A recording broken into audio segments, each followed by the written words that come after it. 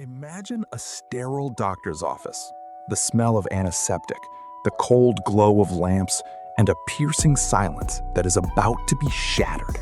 A tiny human, only a few months old, lies on the table. The nurse slowly pulls out a needle. The air is thick with the anticipation of the inevitable, the deafening scream that makes parents cringe. But at the last second, something strange happens. The doctor takes an ordinary dropper and places a single drop of simple sugar water onto the infant's pink tongue. The needle touches the skin, slides deep inside, but the response is absolute, almost haunting silence. The child doesn't just stop crying. They freeze in a state of strange, blissful trance. Their pupils dilate slightly, and their tiny fingers, clenched into fists just a moment ago, go limp. They look as if they've just received a dose of a powerful medical drug. But this isn't pharmacy chemistry. It's ordinary sugar. And what you've just seen isn't just a pediatrician's trick. It's the key to understanding why you act so strangely when you feel bad. For years, we've been told that a love for sweets is just a bad habit or a craving for calories. We're used to blaming ourselves for a lack of willpower, calling it stress eating. But the truth is much deeper. You're not just eating chocolate. You're trying to activate an ancient emergency pain-off system that was hardwired into your brain long before you learned to speak or even walk. Many believe that sugar simply gives us energy, and the brain rejoices at the quick recharge. But that's just the tip of the iceberg. If it were only about calories, we would eat boiled potatoes with the same ecstasy during moments of depression. In reality, for an infant, the taste of sucrose is not food. It is a pure, concentrated analgesic. What science has discovered in the labs of Harvard and Yale is surprising in its simplicity and frightening in its consequences. As soon as glucose molecules touch the receptors on the tongue, a literal short circuit occurs in the old, prehistoric wiring of the brain. At that moment, the hypothalamus orders an instant release of endogenous opioids. These are your own internal substances, comparable in structure and strength to morphine. It's not just tasty. It's a physical disconnection of the pain communication channel. An infant's organism is so fragile and their nervous system so sensitive that nature created a biological panic button for them. One touch of sweetness is enough for the brain to block the signal of tissue damage and allow the being to instantly escape into a protective illusion of bliss. You aren't seeing joy from food. You are seeing the work of natural anesthesia. But here's where it gets even weirder. Have you noticed that decades later, nothing has changed? You may consider yourself a mature, rational person, but your brain still holds this childhood access code.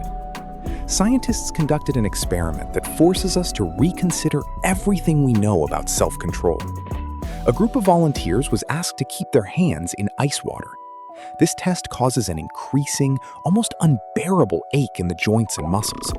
An ordinary person gives up in a minute, but those who consumed a sweet solution during this time could endure the pain almost twice as long. Their brain literally generated an invisible shield, lowering the sensitivity threshold. We still carry that same infant inside us, who goes quiet as soon as they taste glucose.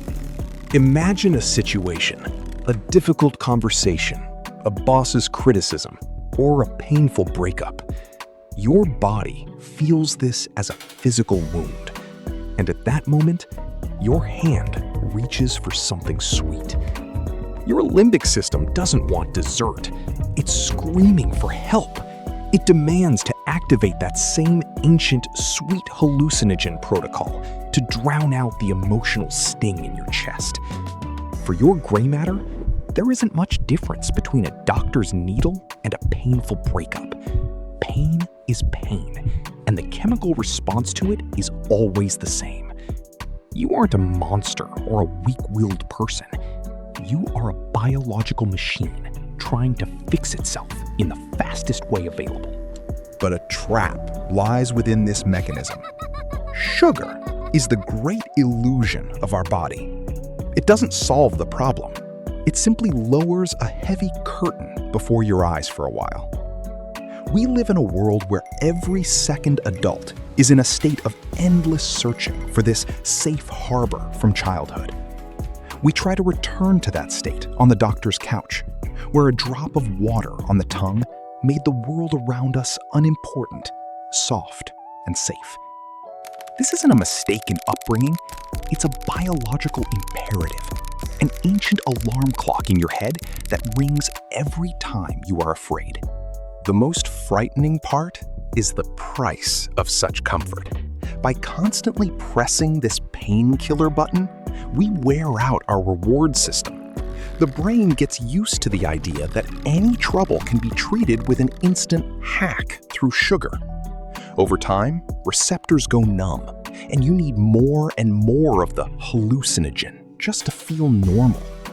We become hostages to this drop of water, endlessly repeating the cycle of pain, glucose, oblivion. We lose the skill of experiencing pain, replacing it with a cheap imitation of peace. Think about this next time you feel an uncontrollable urge for something sweet in moments of sadness. Stop for a second and listen to that echo in your head.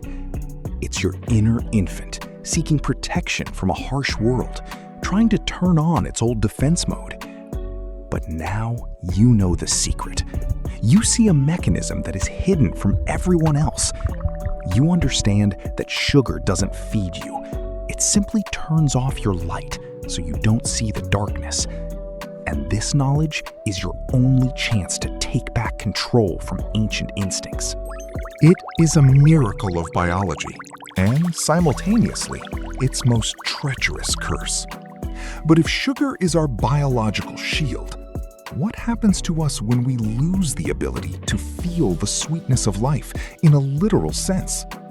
Why does our consciousness sometimes demand pain to feel alive?